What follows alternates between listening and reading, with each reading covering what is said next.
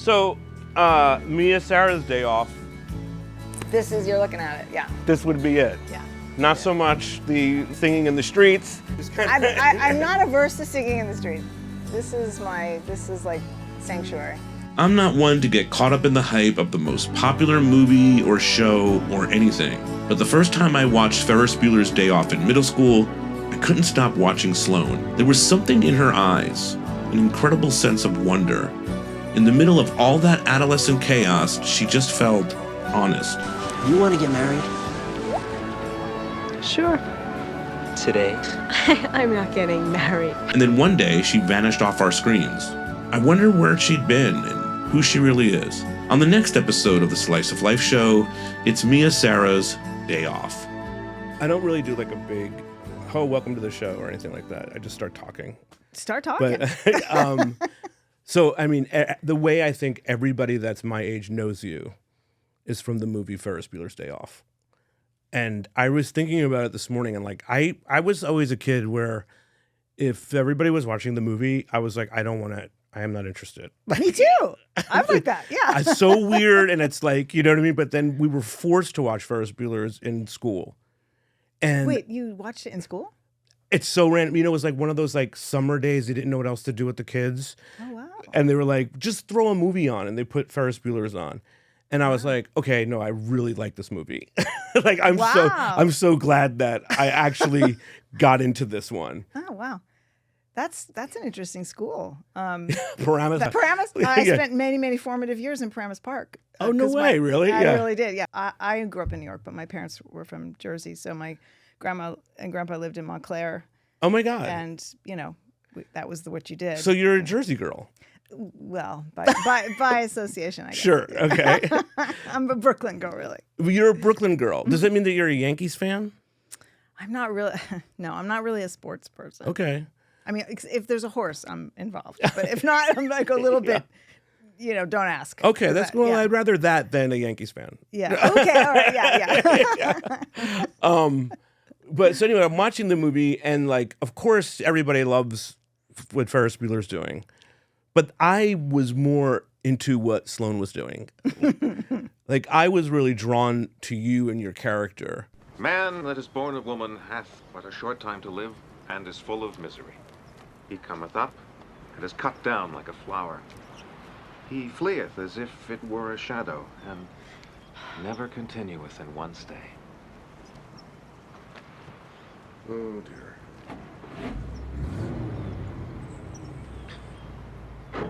Between grief and nothing, I'll take grief. Great. You've told me that the movie was not really as fun to make as it appears to be. For me, I mean, speaking only for myself, and you know, and everyone was really nice, and you know, I mean, I didn't get along very well with John, and I think it was. I take full responsibility for that. I mean, I think I was of that main cast, I was the only like adolescent. Well, how old were you? Were you 17 or 18? Yeah. You were 17? I think I was 17. Yeah, which is interesting. And everyone else was older and much more experienced. Matthew and Alan had worked together and knew each other. And I mean, all I had done was this one. I mean, I'd done, you know, commercials, and I'd done a soap opera, and then I did this big, huge movie for, you know, 8 months shooting in England called Legend. And that was my one experience. And that was just so completely Well, Legends is a whole other beast. It's just, yeah, and it really, and that you know, I'm to this day very, very deeply marked by that. Not in all bad ways, but so this was just like I don't know, I was really out of my element, and I was very adolescent. And so, you know, if you take your most miserable, horrible year of high school, like when you're the most socially awkward and you feel the most out of it, and like it's forever immortalized in this movie where you come off as like, you know, cool or something, but I was not cool. And so, yeah, and I've barely watched it. I mean, I've watched it a few times, but not for like, you know, 20 years. I mean, it's not a comfortable thing for me. So, yeah, I mean, that's it. It was the first time. It wasn't the first time I'd been in LA, but you know, It was the first time I'd spent any time here. You know, I am from New York. I grew up in Brooklyn Heights. I didn't have a driver's license. I was very stranded, you know, like walking around the streets saying, like, what is wrong with this city? In fact, this is not a city. In Chicago, I liked better. Yeah. But because at least you could like walk around and get pizza and get a sense of a place. But anyway, but I was very, you know, I was really young and I was really uncomfortable with myself. And so, yeah, it wasn't fun. And I just didn't have the maturity to handle, you know, the conflict I was feeling with John Hughes.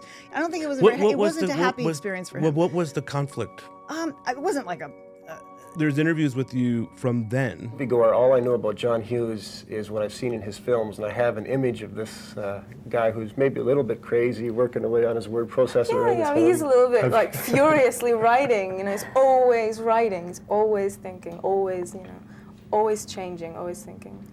It's hard to say in 1980, whatever, that it was tough working with John Hughes. We have so Sure. many years now past that Right. movie that it's okay to talk about experiences. But in that time frame, when I've seen interviews with you, there's definitely a vibe of like, well, John has his style. Like, you know. Look, Yeah. I'm just not really good at bullshit, and I'm really not. I'm not. I'm You're a just New Yorker. Not, Yeah. I'm not good at lying. I'm Yeah. like a really honest person, and so that's hard. That's hard to talk about, and that's why I don't ever do like I'm asked to do so many things about Ferris Bueller, and I don't do very many. Like I don't want to because I don't want to disappoint people. I'm not trashing anything or the movie or John. I think pretty much it is. I think it's recognized. I don't think it was a very happy experience for him. He had made all those movies, which I saw. You know, I did see those movies, and I admired those movies, and the actors in them. But he had a very, very collegial like relationship with those people, and it was like a team of people, and they were his friends. And I think he tried to recreate that with the cast of Ferris Bueller's Day Off, and it just wasn't going to happen. Matthew and Alan, I mean, they were really experienced. They'd like, you know, years and years of work and theater work, and we would have these like rehearsals that were just kind of like hangout sessions. And you know, I was like a super snotty like New Yorker, like, and I just, I don't know,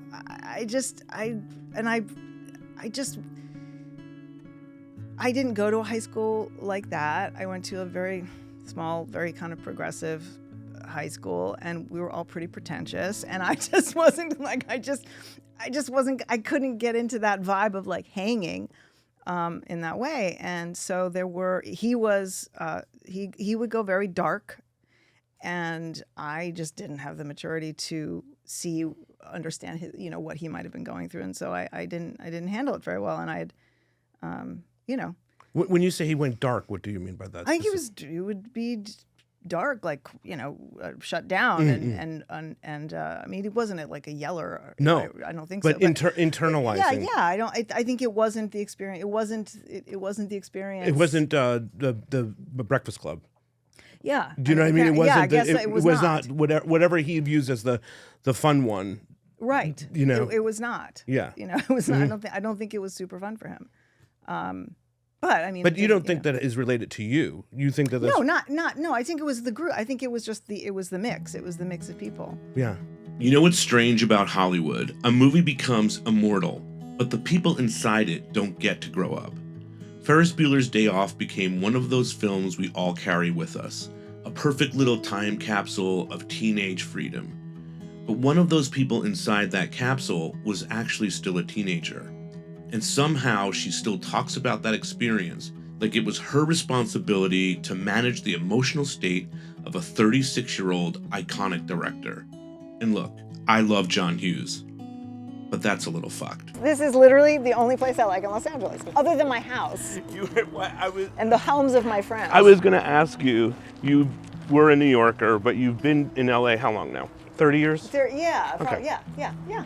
Do you love living in LA now? No, I do not, and I never have. Right. It's just. I'm sorry. I'm a New Yorker through and through. Nobody I knew rode a horse when I was a kid. No, I mean, it wasn't a thing. It wasn't any. Like, nobody I knew did yeah, this. So. well, in New York, they would have thought you were crazy. Yeah, They would have this. been, what do you mean you're riding horses? Yeah, I mean, you know, there was when I see. Go back upstairs, Mia. Although my dad recently told me that my pop wanted to buy me a horse when I was little, and I Oh, couldn't that's so believe. weird. I was like, Pop, why didn't you let him buy me a horse? He goes, I didn't want you to have a horse. I mean, where were you? Oh, so he's a Jersey guy. Yes, he's a What do we buy you a horse? Yes, I know. Yeah. I know, but Was he annoyed when you had to change your name at SAG? Yes, because I mean, Sarah Pacello is a long. It's that's a long why my name. name is Mia because they gave me a nice break there. Uh-huh. Apparently, I didn't look Italian enough to have that name. And, like she was really one of the. I remember she had like this blonde bouffant hair, and she was like, But "Honey." isn't that like indicative of like the times too? Like Yes, that's it's a not going to long- work, honey. It's a long time ago. I don't think when you join SAG now, you go up to a little office in New York City, and there's a lady sitting there like telling you, you don't look Italian enough to have your name. All right, so now this thing. My daughter, when she was little, she desperately wanted to go, have riding lessons. So we were here, and look, there's my boy. Oh. And I realized the hour that I spent watching her ride was like the best, most peaceful, most wonderful time of my week. Yes, and this is my baby. Oh. This is Rory. Hey, Rory. Hello. This is like the light of my life. Hi. Yes. But now for you, Yeah. being in the movie, and it reaches, I think, heights beyond maybe even Breakfast Club, or at least at that level. And you're the girl in the movie. I know. I know. There you go. I'm the girl in the movie. I mean, and now every time I see you doing an interview about it now, I think there's almost a natural reaction where people want to hear, oh my God, it was so amazing. I loved making the movie.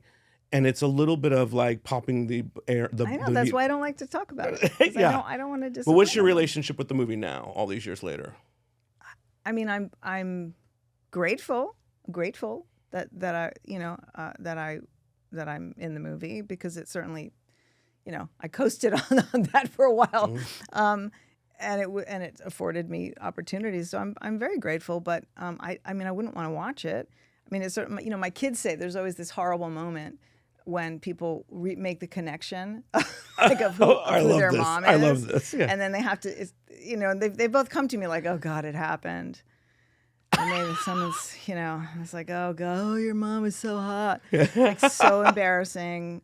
And they just, they think we laugh about it. It's funny. But that's kind of the residual effect of that movie. It's like it's something that's slightly embarrassing for my kids, who are now adults. But That's like kind of amazing. Has there ever been a moment where someone's been with you and they're just talking to you as you, and then they just like, you see the connection of Yeah.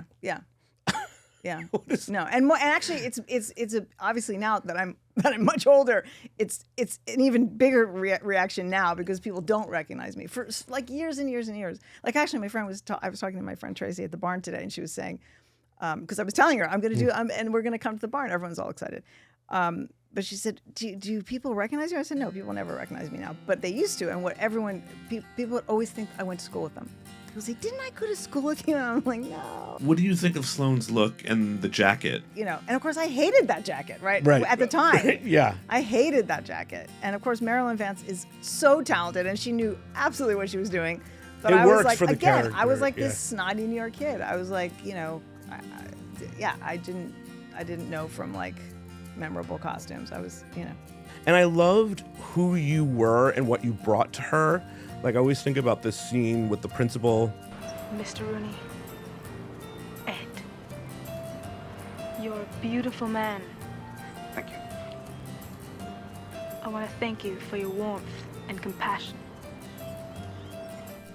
But it's the way that you delivered that line that it feels authentically you and you're so drawn into it. It's not the typical sort of girl actor. Well, I think that's why I was cast in it because I wasn't really I wasn't like a typical American high school kid because I grew up in a very particular, very particular little bubble of New York. Art, but like, was it an artist? Was it an artist community? Yeah. I mean, there are a lot of children of artists and writers and you know, very intellectual people went to my school. So yeah, I mean, it was very pretentious, but like, you know, but again, I mean, I'm really grateful for that too, because you know, I didn't go to college. I was meant to go to college. I deferred as long as I could, and then I realized, I'm not gonna go. Well, but you were also making like big movies, so it's I was like, working, and I just was like, I'm an adult now. I can't deal. And I got this. I mean, I'm sorry wherever you are, but because I was gonna go to Barnard, and because I'm like New Yorker, right? I was like, I'm not gonna leave New York. Yeah, I love it. And I got a letter from my roommate, my prospective roommate, and you know, she's a nice girl. I know she's from Connecticut. She had a boyfriend in the military. She sounded like really nice, and she wanted to know like what kind of wallpaper I wanted to have, and like, did I like Laura Ashley? And I was like, no, I'm not doing this. Not only am I not selecting the wallpaper, but I'm not going to the school. I'm deferring. I have a boyfriend in London. I'm going like I was. That did it for me for the whole college. I love that. Yeah. Yeah. Just don't make me do the Laura Ashley wallpaper, please. So yeah. Well, that's interesting. I was having a conversation with a friend the other day about like the artist or the creative's like mindset, and how there's specific instincts that you have, not just as an artist or as an actor, but in life. Like, I feel like every time I talk to an actor like Tim or whoever, like they're always talking about stuff that they see clearly, like just like the light is just either shining on it or in that case turned off. Yeah, in that case, it was like, see ya. But there's something about that. So where did you want to be when did you want to be an actor? And do you think that you have that kind of instinct?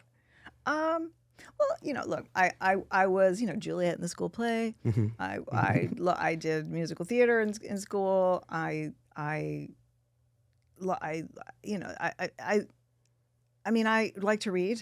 In fact, really, that's really what I like to do. Right? I like to read. Yeah. And, you know, acting seemed like a very advanced form of reading comprehension. That's how that's kind of how I looked at it.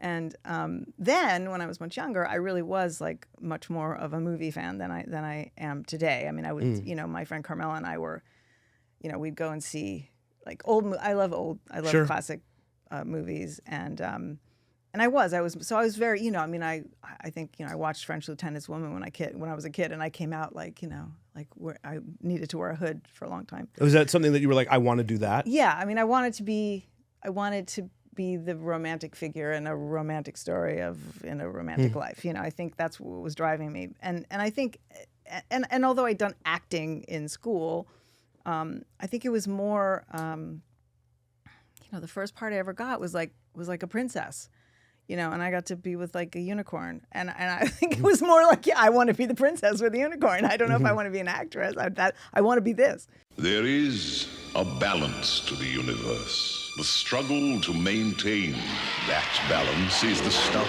of legends. The new film from the director of Alien. I've found my true mate.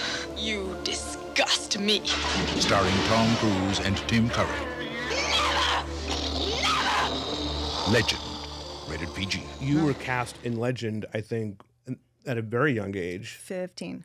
Yeah, I mean, and so your first experience of acting is this huge Ridley Scott movie with Tim Curry and Tom Cruise. And you're like at the center of the whole story. Yeah. So you're just like, oh, this is how it's always going to be. Right. Yeah, because I was 15. And you think, you know, you really don't know.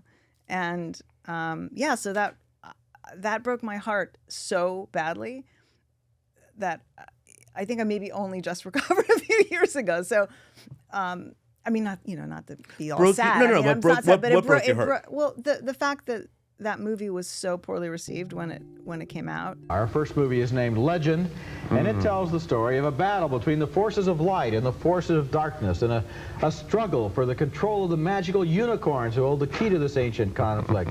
This is one more high-tech prehistoric teenage special effects movie. The girl, they're using her for a music video, I suppose. Both voted thumbs down on Legend. I was just so young, and it was so, like, again, it was like me. You know, I got that part because I went in and I read, like, Wordsworth poems to Ridley Scott. You know, he thought, like, who is this kid? But, you know, but it was right for me because in my head, this is what I, like, yes, I can live in a fairy tale. So I didn't have the remove of, like, being an artist, you know, really at that point. I didn't have, like, I just didn't, you know, I mean, and I was really young. So it was really heartbreaking. It was really heartbreaking. You know, I mean, I took it so personally. What was the first time that you rode? Were you scared? Like, what was it? No, I was not scared. I subsequently have had a lot of fear. No, because I was... Well, I'm sure you got thrown off at some point. Yes, okay. So like about 6 years ago, probably about 6 years ago, I was riding a horse called Moose, but he just had a little Santa Anita like flashback. And it was the end of a lesson. We were just doing one last canter and he just ran off with me. I wasn't expecting it. Oh no. And I'd come off before and been bruised and, you know, but I came off and I think I remember screaming and then I blacked out. Oh, and shit. I just woke up and, you know, Julie was looking at me, the manager was looking at me. I was like, oh, came off, huh? And I didn't even really hurt myself. I didn't have a concussion, but it was like rewired my chemistry. It just rewired my body. And so then I've had years of dealing with anxiety. Dealing with anxiety in terms of riding the horse? Riding anxiety. Okay, It makes sense. It's called PTSD, yes, maybe. Yeah, I think I have, but I've tried. Make sense, yeah. That's why I decided I'm either going to stop riding or I'm going to get my own horse. And so I got my own horse. And now you have a chemistry with Yes, the horse. I It's have, like working I have, with an actor. And you can see how much he cares about me. So listen, yes, I'm talking about you, Bubba. I just decided, you know, fuck this. I've had enough of this anxiety. I just started hypnotherapy like a couple months. It's unbelievable. Deeply relaxed and suggestive state. And then she sort of, I mean, there's a lot of discussion beforehand to sort of get all the material. And it's sort of like she tells you different stories. Is it like... She like reprograms. Getting into character? Maybe a little bit, maybe, I guess. Right? Yeah, I bumped into Ridley not that long ago, and it was really good to see him. And he said something that really, it just made me happy. What did he say? He said, you were so good with Tom. And I said, yeah, I was. It was really good. You were. Because, you know what? He was a very nice guy, but he's a weird guy, let's face it. But the fact that, I mean, it was really astounding to me that he went on to become this, like, you know. Yeah. So I heard that he stayed as the character the whole time. He wanted to, yeah. I mean, he tried to, yeah, definitely. Yeah, I mean, that's really out there for a 15-year-old to, you know what I mean? Like, what are we doing here? Also, I mean, you know, Tim was very funny about that. But, you know, and also, you know, it wasn't like he was going to, like, spend a night in a real forest. It's a pretend forest. It's made of styrofoam. Right. Was there anything on the movie that he did that you were just like, okay, this is... No, not, like, he just was, like, he was a little bit paranoid. And he was very sweet to me, and we got along very well. But it was, like, a lot, you know, like, very insecure and very...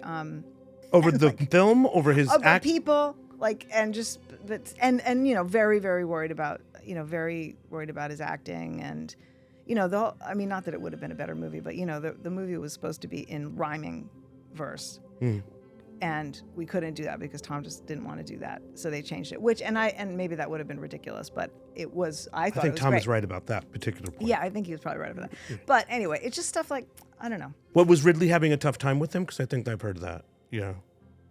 Yeah, I mean, I would be called in to the trailer and like, what can you do? Like, I'm 15. I'm 15. I cannot help you in this situation, Ridley. You're.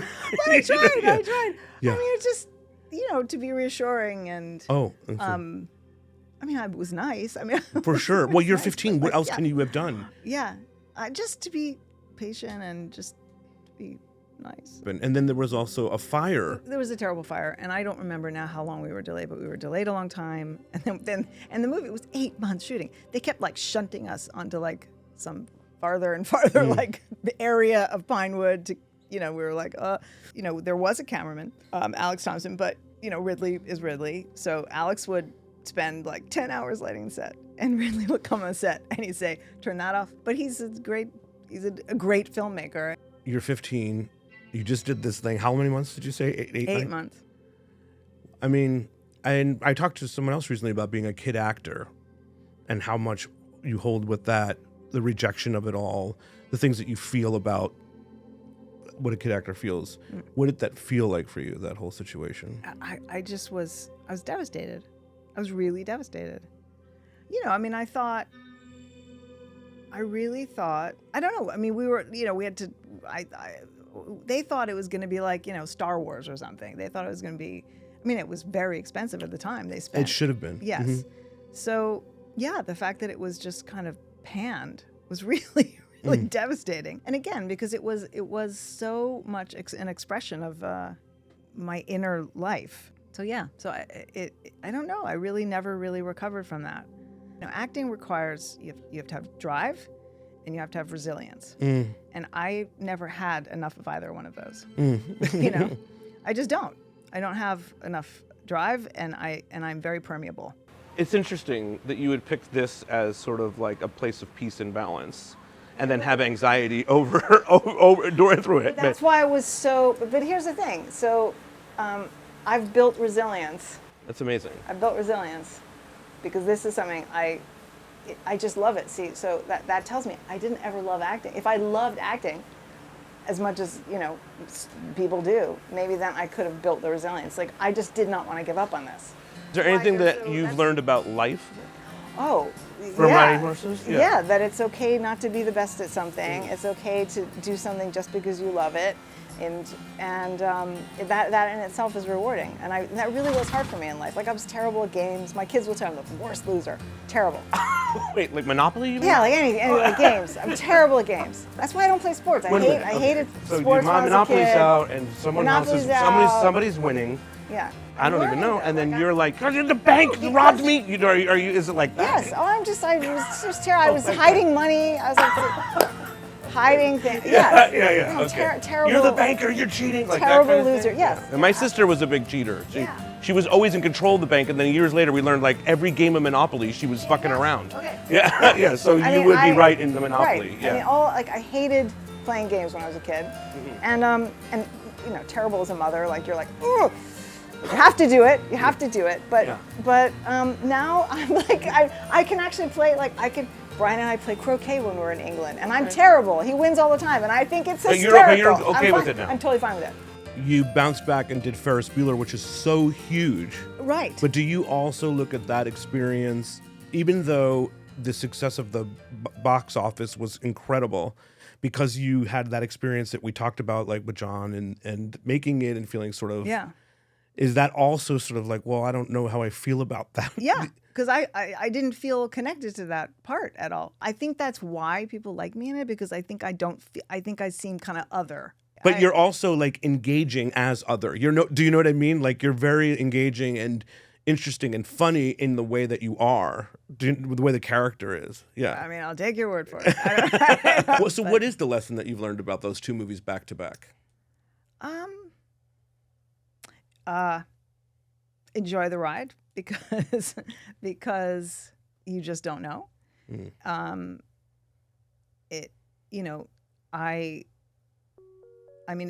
I was still so heartbroken because of Legend, that I think that with the success of Ferris Bueller's Day Off, I don't think I really appreciated it. I just was confused about it, and then I felt like very kind of thrust into all this expectations, and what am I supposed to want to do now, and like auditioning for like a gazillion things, and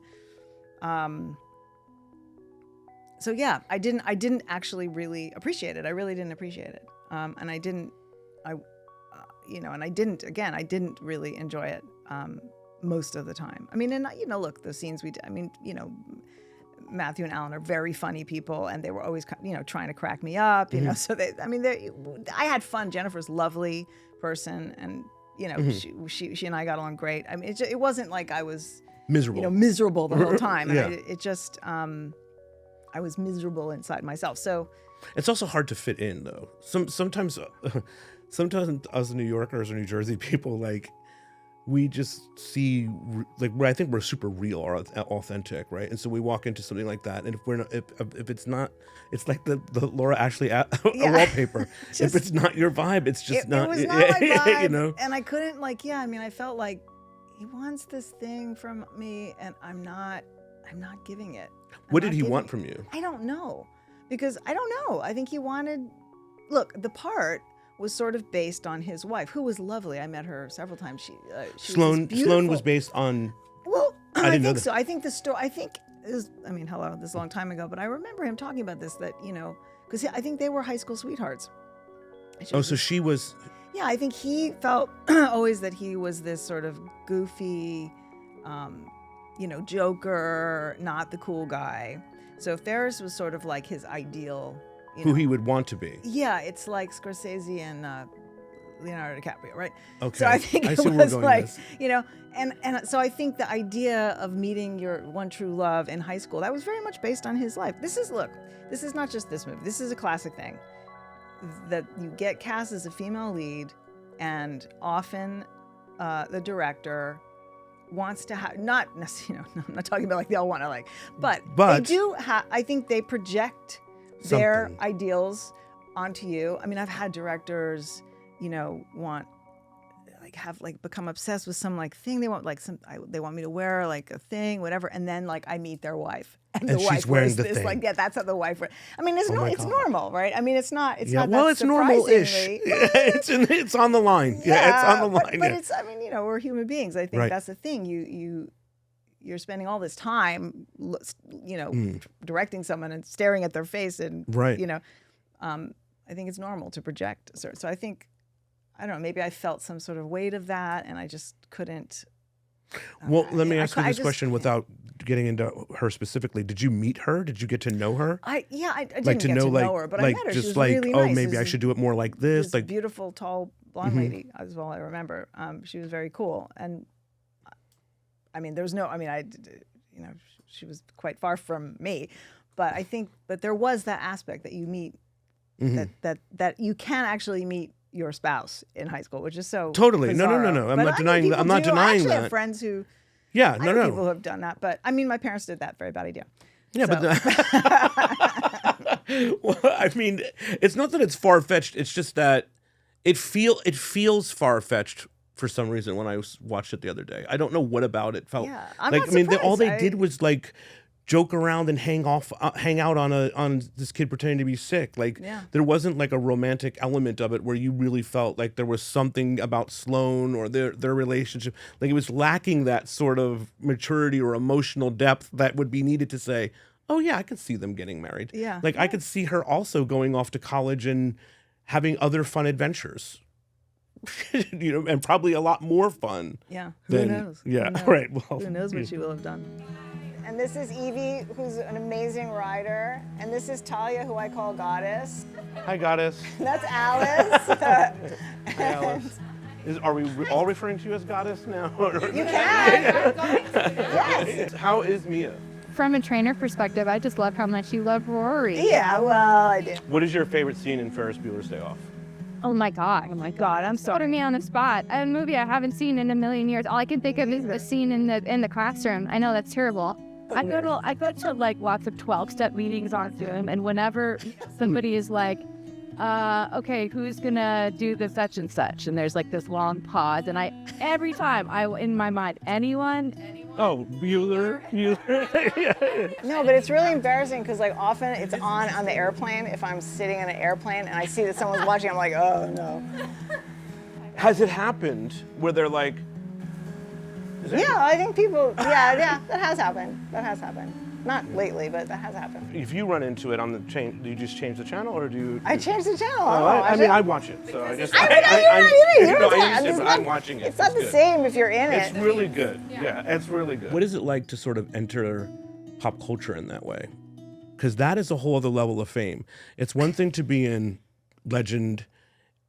Yeah. But then when you are in something that's in it's generation. Yeah, it's just strange. I mean, it's strange. Again, I feel very grateful, but it's kind of weird, Were it's kinda people you were always being recognized in that time period, I'm sure. Mm-hmm. Yeah. And you went from being recognized maybe a little bit from Legend, but then all of a sudden to being everywhere you went. Yeah. How was that? Not good. I mean, it's not nice. It's not. It's not great. Okay, I just had this experience. I was just in Costa Rica, riding horses. Nice. And so traveling now is so it's so interesting. I mean, because now being an older woman, there's a lot of loss, a lot of mourning, but there's also this really great aspect to it where you just feel like, you're not attracting attention because of the way you look anymore. So you feel like, first of all, like interactions they're just about you and your presence and how you treat people, and that's really nice. And particularly with traveling, when you're one among like just a throng of people, and it's this anonymity that people complain about, but it's actually really kind of wonderful. So I'm having like very much aware of this because it's like many legs of this journey. Anyway, I finally get to LAX. And I've been having these thoughts, and it's great. And I'm waiting for my car, where you wait for the car. And then like these 3-4 guys come running up to me. I don't know how this does not happen to me. They came in, they knew I was going to be there, and they had these weird things, and they wanted me to sign all this stuff. And I was like, okay, this is again, it's like, what is the message here, Mia? I don't know. It was so upsetting, and it was so like, and it was so nothing compared to what people have to do. I mean, if I were famous today, like I was at that time, when you have social media and you have all of this, I would have dug a hole. I just would have dug a hole and never come out again because I find it frightening. It's frightening, actually. It is frightening. And at the time, I mean, not to turn this seriously, but I mean, there were things that were starting to happen in the culture. Two famous people. I mean, there was an actress that I know, Rebecca Schaeffer. I know, and my friend lived in that building. So I mean, John Lennon. I mean, it was not. It was starting to get really weird and scary. Yeah, I mean,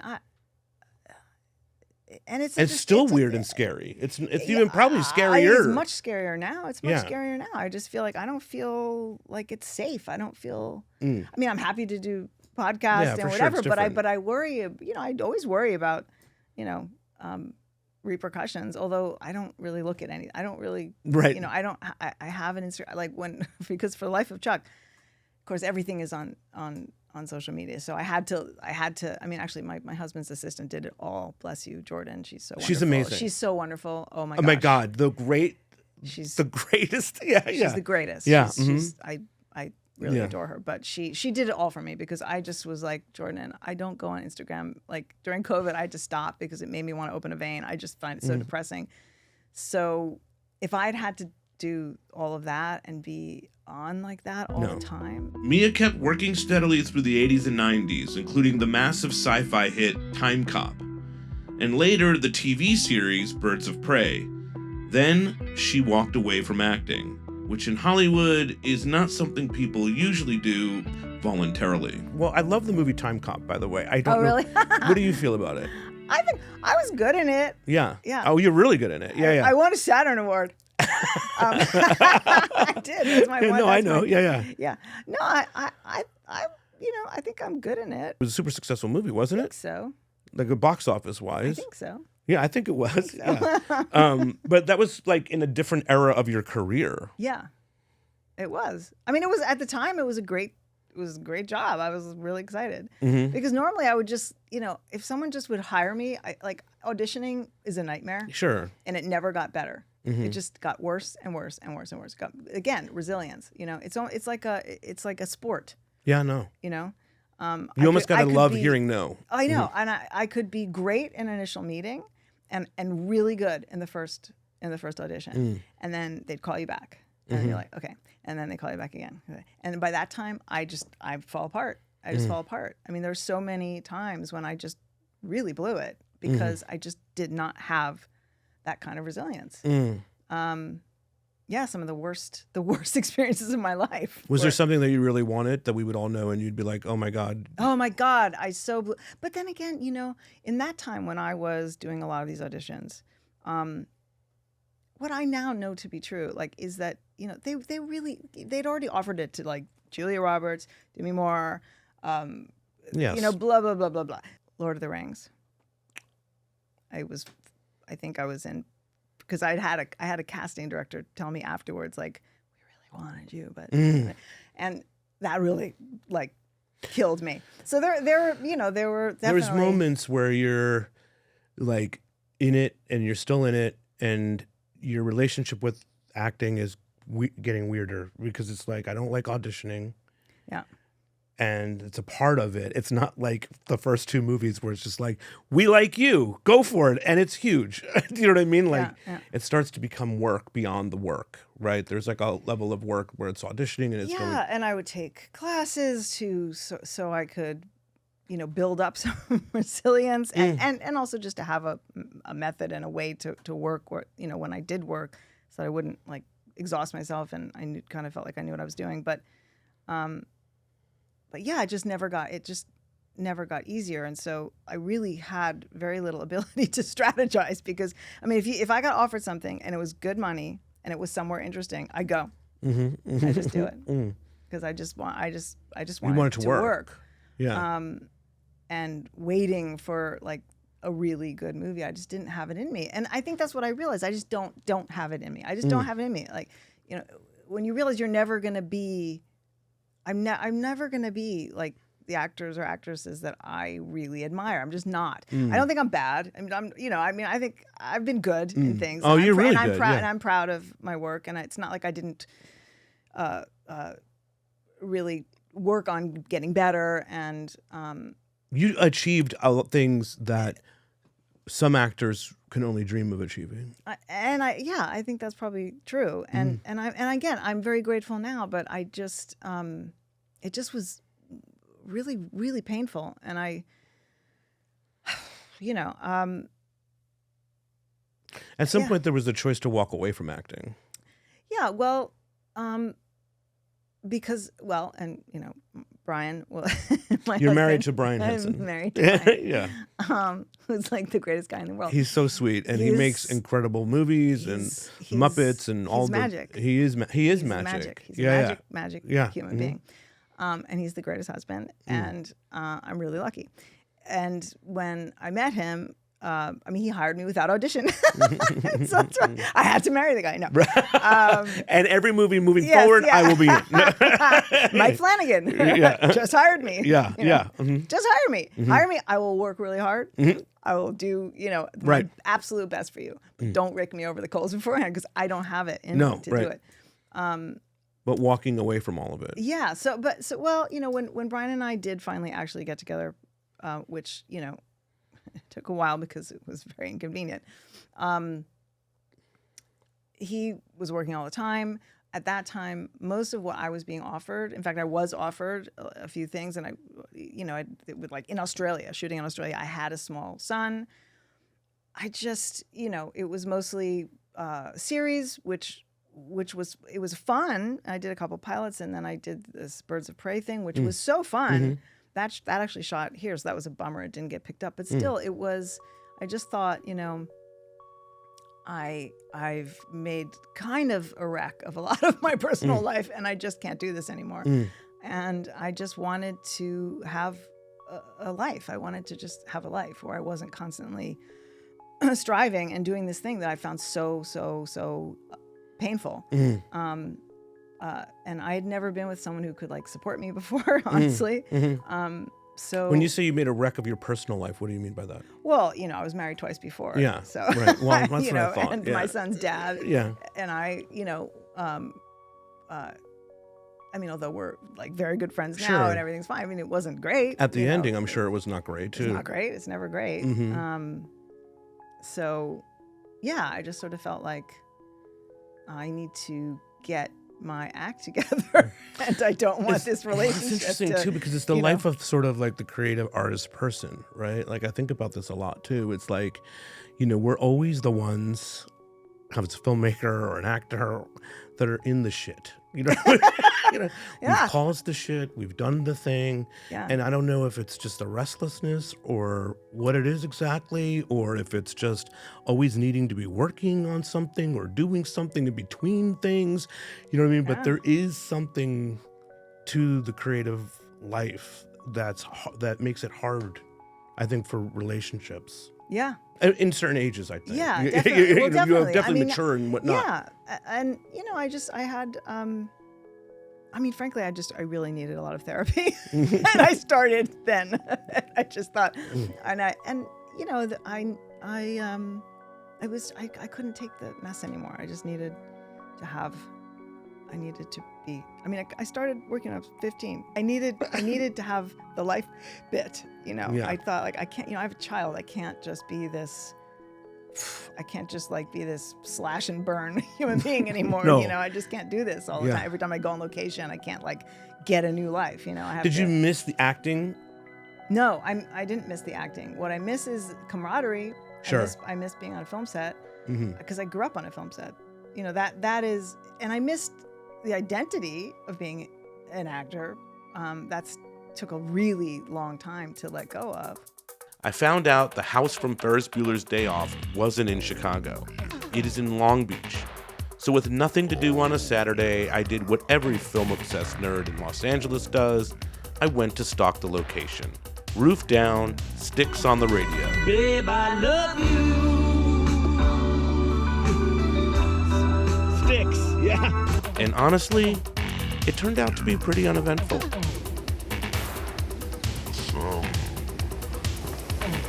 That's the house. I mean, would it?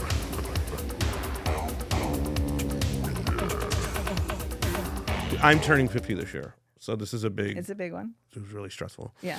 But there's like a lot of like deeper life stuff that I've been questioning about. Like, I was saying this recently in an episode of this where it's like when I was 20, 50 felt so far, and now I'm here, and it's like, well, the next 25 years is just going to be like fucking, I say the end, but it's not the end. You could still go a little longer or whatever it is, but you're in that midlife and it's very scary.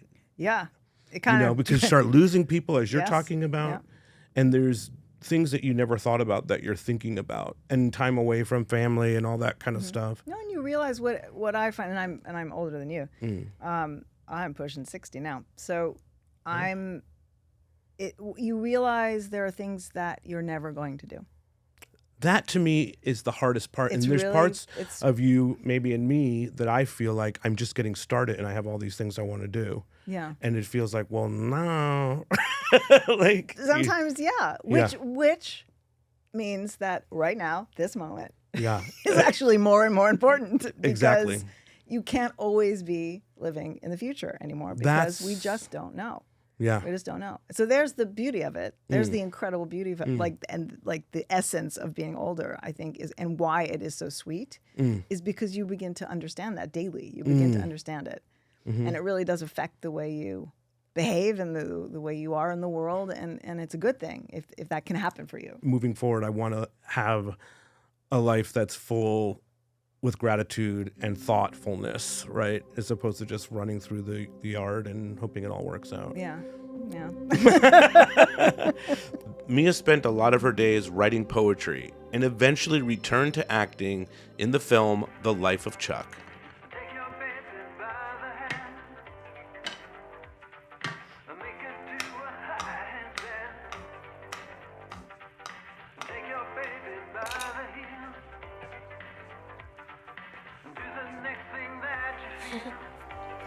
Come on, little brother, let's dance. Well, that's what I want to talk about is that movie, because Yeah. I love it. Oh, I love Life it too. of Chuck. I Yeah, love it and too. you're so good in it. I like those sort of movies with depth and thought, and it was so good to see you in it. Well, I know what you're going to say, but what brought you to do it? Mike. Yeah, yeah. Mike. Okay, I don't watch a lot of. I mean, I'm very culturally illiterate. Okay, I have my things, and I'm very obsessed with the things I'm obsessed with. That's who I am as a person. Yeah, I'm not. Half the time, I don't know who anybody is or whatever. But my kids turned me on to Mike Flanagan.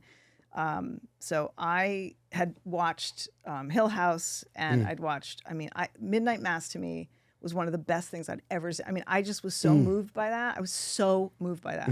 So Brian goes to work one day, comes back, and he says, "Oh, guess what?" And he knows me and the kids love Mike Flanagan. We watch things over. He said, "Oh God, I met Mike Flanagan. He came to the Creature." I was like, "What? You met Mike Flanagan? That's so cool." Why didn't you call me? Yes. and he said, "No, he's so nice." And he was like, he said, "Why don't we have dinner?" I'm like, "Okay." So we went out to dinner. So we met Mike and his stunning wife. Okay. we just got along. So I mean, I just love them. And Mike said, Kate actually said, "Why did you stop acting?" And so I told her like a very short version of what I've just told you. And he's like, well, would you ever think of acting again? And I was like, I don't know, Mike. And he just kept asking over like he just like, and Brian said, offer her something and she'll do it. Gotta love Brian. So, yeah. And so he did. He called my bluff. Mm-hmm. I said, for you, of course, yes, of course. So, what was that like for you to go back to acting? It was a very healing experience because Mike is amazing and he's a really good person, and I think he has absolutely no asshole policy. Mm-hmm. And so, literally top to bottom, everyone was wonderful, and it was great because, again, like I grew up on a film set, so it was really kind of cool. And when I started, I was the kid. And to work with Benjamin, it was so wonderful. And he's such a he was so doll. good. Yeah. Oh my God, he's so good. And he's very, very talented kid. And it was just it was like such a wonderful, it was like, a full circle. And I mean, come on, I got to work with Mark Hamill. It's so good. Mark Hamill is like a dreamboat of a man, like a dreamboat. I mean, but did it make you want to do this again? To get back into this a little bit? I don't know, because I loved making the movie. Like, I loved it. And truly, Mike's got my number, and he knows. I'll do anything for him. But the aftermath was actually very, very interesting. Explain the aftermath. Well, because, I had to do publicity. Which you do not do. And I don't. You're a hard person to get a hold of. I don't do it. But I did it with pleasure because I wanted to talk about it. And I just so adored the whole experience, and I loved everybody. So it wasn't terrible to do it. But,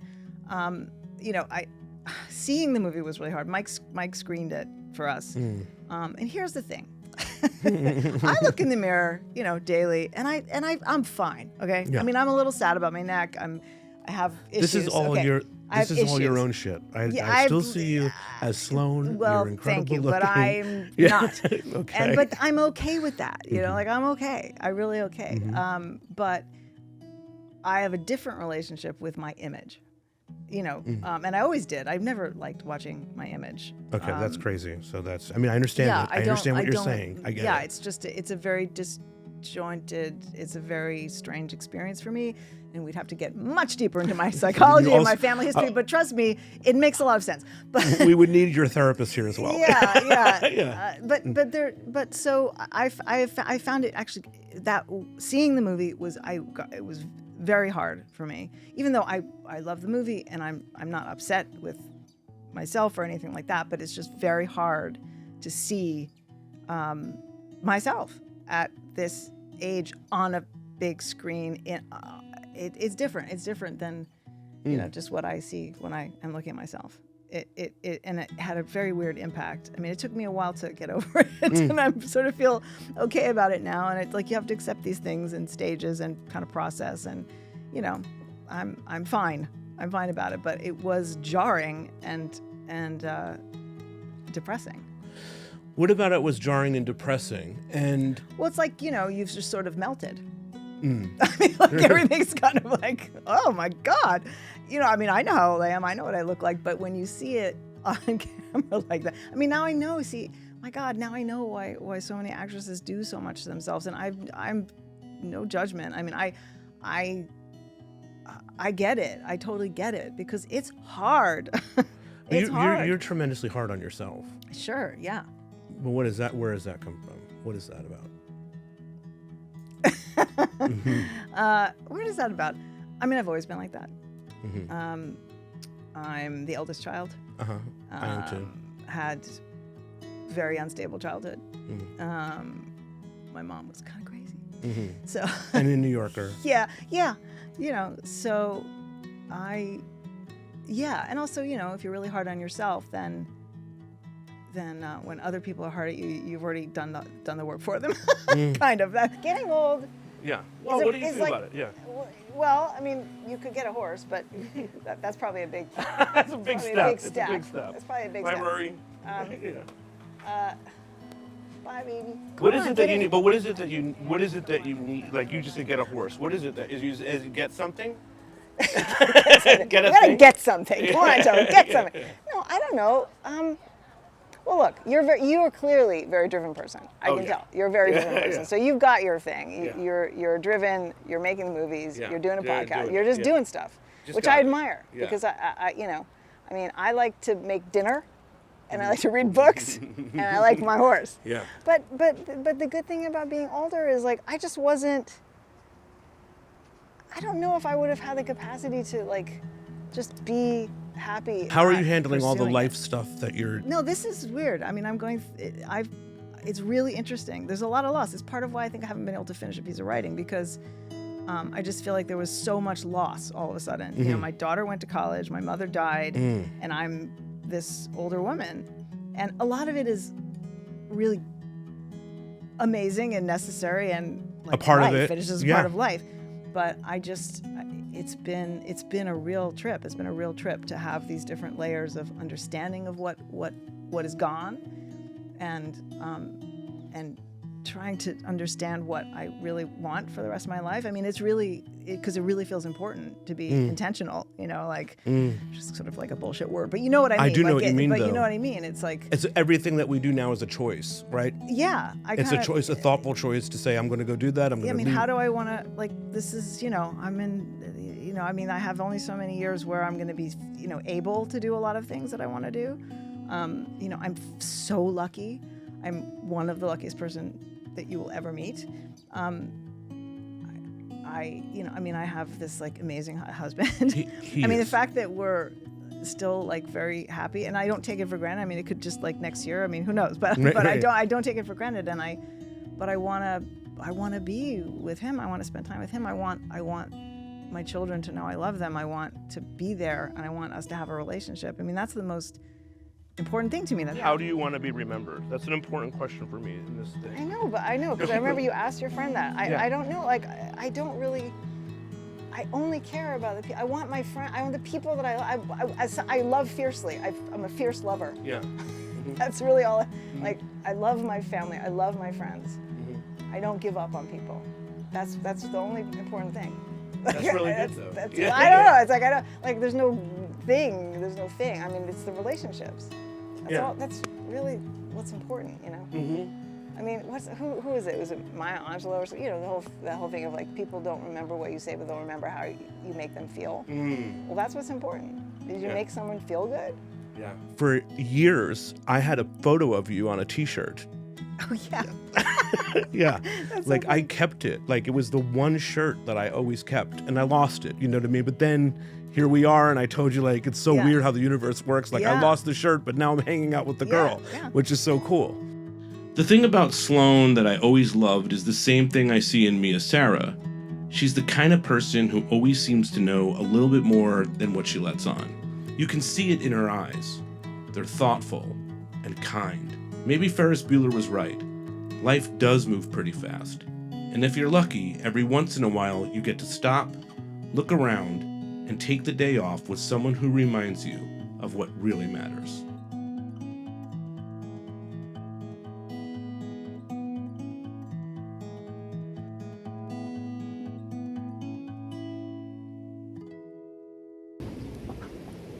I mean, what do I do now?